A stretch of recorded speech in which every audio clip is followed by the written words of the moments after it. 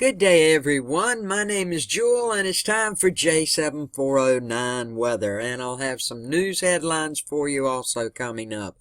What we're looking at right here is the European NAM map this morning. You can see the timestamp right down in here. I'm going to turn it on. And today, of course, is Wednesday, the 19th of February, 2020. As we look at this map, yes, we're going to have some snow coming down right around these areas here.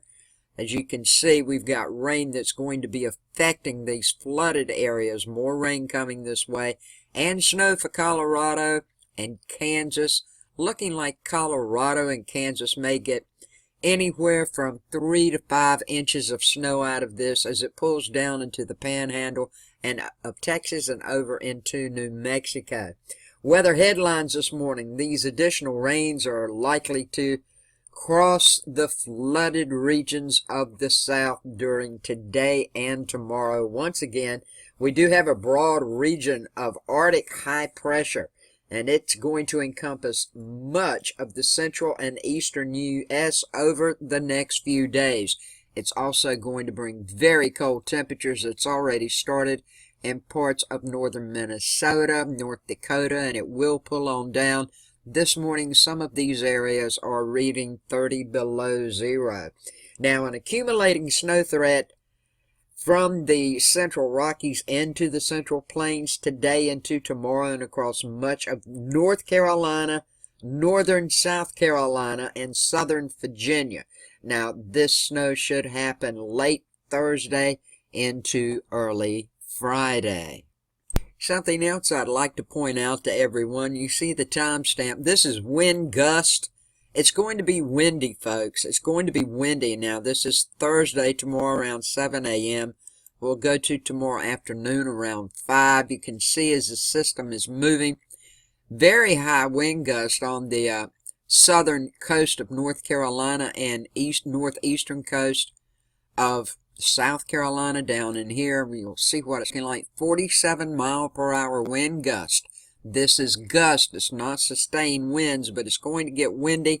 I want you guys to be aware of it. You can see as we move down to around 10 p.m. tomorrow night, we have wind gusts looking like probably, I'd say, in the 40s. Yeah, 43 miles per hour, all up and down the coast of Texas, Louisiana, and portions of Mississippi and Alabama. The wind's a little bit lighter when you get up to the panhandle of Florida, but you're still going to have wind gusts of maybe around 32 miles per hour.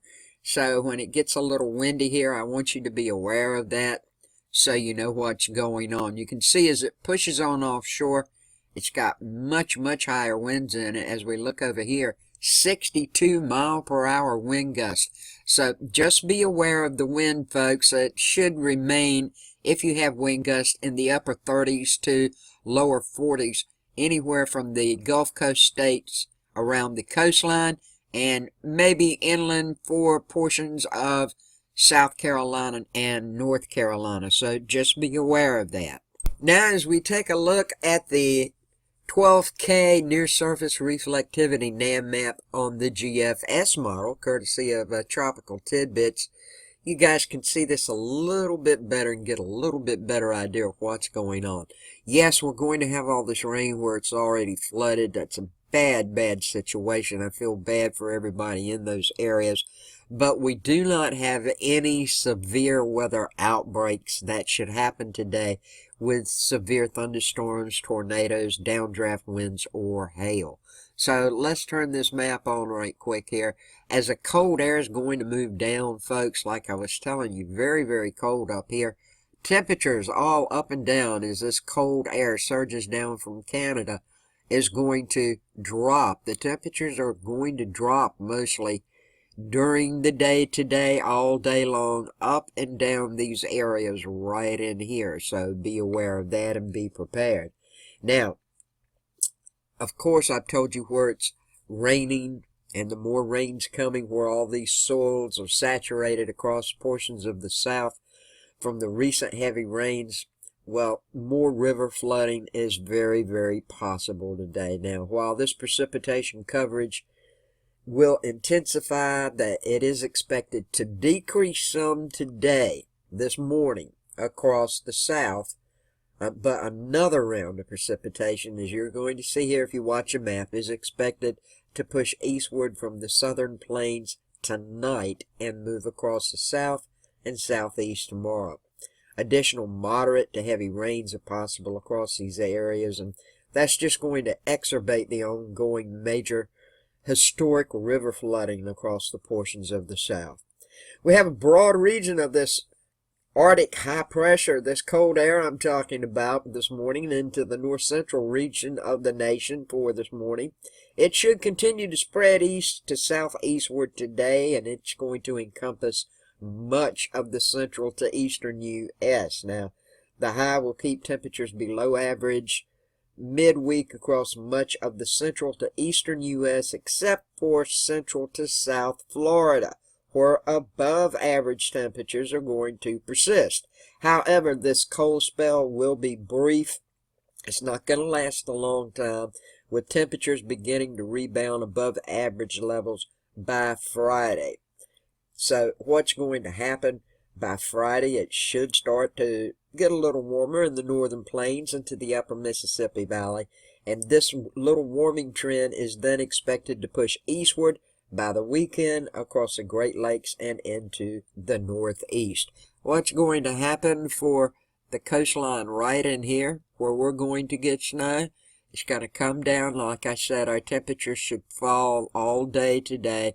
We're going to have cold temperatures today, tonight, and tomorrow. It's going to snow, and then by some point Friday and Saturday it's going to start to warm up, and boom, if you get the snow, it's going to be gone, okay?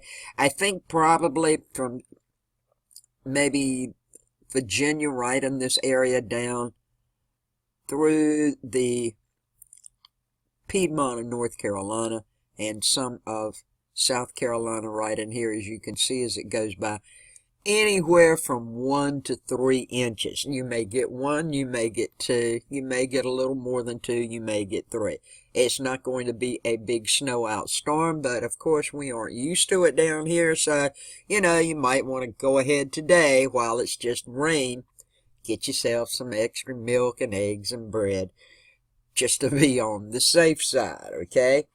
Now, it's looking like the broad area of cold air supporting these accumulating snows from the central Rockies into the southern plains. The accumulating snow potential is also possible late Thursday into early Friday from the southern Appalachians eastward across much of North Carolina, northern South Carolina, and southern Virginia. We got dry weather that should persist across much of the western U.S. from the west coast into the Great Basin and northern Rockies, and temperatures are expected to be above average from the southwest, southern Great Basin, and along all of the west coast. And that's a check of what's going on with the weather today. Now let's go check out just a few news headlines this morning. President Trump says he's the law of the land, calling himself the chief law enforcement officer of the country. And I saw him talking to the reporters when he said this yesterday. The president yesterday renewed his attacks on the criminal justice system, demanded a new trial for his friend Roger Stone, and granted clemency to several white-collar criminals. Now, by the end of the day, Attorney General William Barr was said to be considering resignation, though the Justice Department denied such suggestions. Now, it's looking like, I'm not going to read all this to you, but he did say, the Attorney General said last week that Mr. Trump, and he should have called him President Trump, was making his work impossible, and the president agreed with him yesterday, saying, I do make his job harder. I do agree with that. I think that's true. Now, White House officials said that Mr. Trump had followed recommendations from friends, celebrities, and campaign donors in granting full pardons or commutations to 11 people. Now, a commutation makes a punishment milder without wiping out the underlying conviction. So let's just move down a little further now and see what's going on in the headlines. This was yesterday in Beijing, the toll from the coronavirus in China. Yesterday was over 2,000. It's over 2,000 today. Spread of coronavirus in China appears to slow. The Chinese authorities reported today, Wednesday, for the second day in a row, there were fewer than 2,000 new cases of the virus.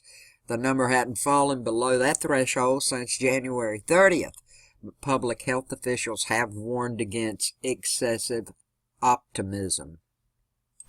Even though we know these numbers aren't correct for the most part, I'm going to show you the updated version as of now. This came in at 6:33:02 a.m.